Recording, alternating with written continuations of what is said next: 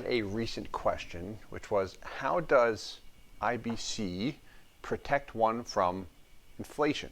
Does it provide me inflation protection? And a couple layers there we want to progress through, which firstly, IBC, the infinite banking concept, does what? That really teaches one how we can use a cash value or a whole life insurance policy as a financing tool. Sloppy handwriting. Very similar to a piece of real estate in the sense, so when I say similar to a piece of real estate, that the cash value in a life insurance policy and real estate will function in a similar manner, in the sense that if I own a home or a piece of property and it is appreciating at 5% every single year like clockwork, that appraisal value goes nowhere but up.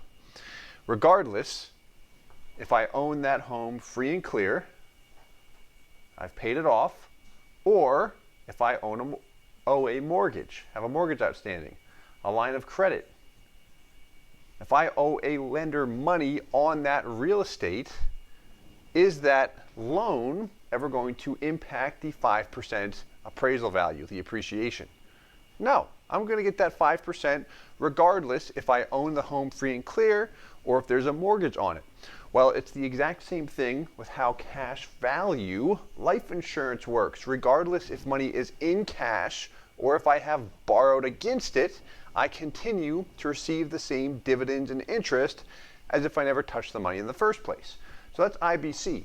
So on the topic of inflation, how does it provide protection?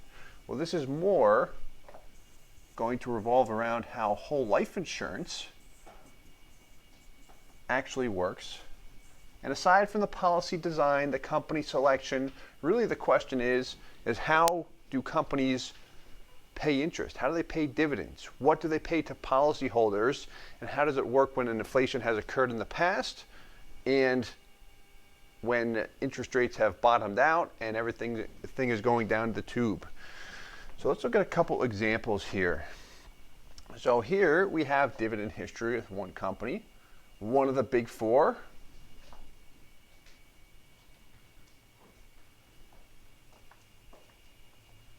Starts with an M. Second word is mutual.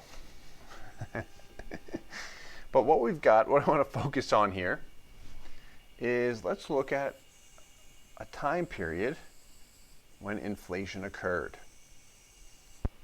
where CD rates, mortgage rates were much higher than what we see here. Here you see dividend rates of 11 to 12%. In the early 90s, they were at 10.5%. So really, to answer the question, inflation, how does IBC or cash value life insurance protect me from it? It does. Cash value life insurance or whole life insurance has for a long time been a nice means, a nice asset to obtain inflation protection. How and why? The question is, what does the insurance company do with their money? That's really what I want to know. How are they able to pay these dividend rates? And then also, in a down interest rate environment, when things have plummeted down, how have they been able to sustain rates? So interest rates have bottomed out, and this is where a lot of people are attracted. It piques their curiosity about cash value life insurance, where they see in 2013, 14, 15, 16 dividend rates of over 7% and recently 6.4. What are the insurance companies doing? Well, if we go back to the 80s, when inflation occurred, hyperinflation, you would see a large percentage of an insurance company's portfolio invested in bonds. They'd purchase bonds and hold on to them. Maybe it was a 20 or 30-year bond. If it was churning 12 or 16%, it made it very easy to sustain not only the guaranteed rate of 4%, but a competitive dividend as well. Now, bonds, even if they were 30-year bonds back then, are all but expired now.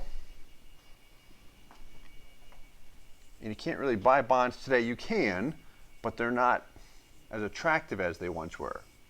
So what can insurance companies do? What are they doing? Well, you see their bond allocation in a lot of our studies, that has been going down. What insurance companies have been doing as alternatives? We can actually look at a vital signs report. It's a financial report that discloses details of where insurance companies invest. But what we see is two areas, really. We're going to list real estate. And this is often high-end cash flow real estate. So not buy and hold. This may be multifamily.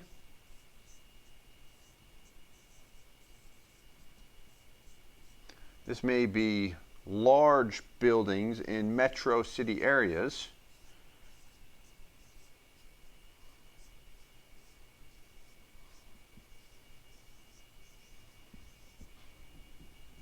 Income producing real estate that, frankly, if you or I could buy today, if we had the capital to do so, that's going to produce a much more attractive return than a 6% dividend. However, you need a ton of capital to acquire that. So that's one area, high-end commercial real estate. The other area, and this is very interesting, are their businesses, companies. This example is MassMutual's Dividend History. They have a history of purchasing other businesses. They, for a long time, owned a company called Oppenheimer Investments. Recently sold them. Recently, they bought a division of MetLife. They're very aggressive with acquiring other companies, which is a good move. And all companies do this to a different degree, but basically what they're looking for is to hedge against inflation. Where can I position money that's not the stock market? I can't put money in the market because if there's a crash, what happens?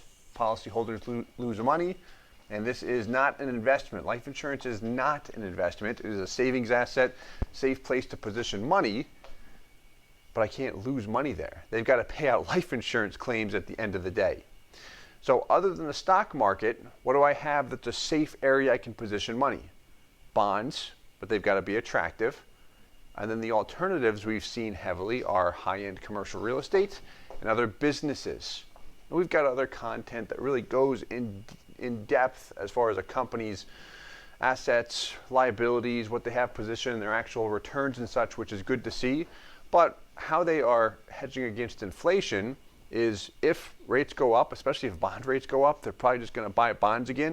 And in the meantime, they're going to look for other assets that are a safe place to position money that still pay attractive dividends. Here we see just about 6%. Hope this helps.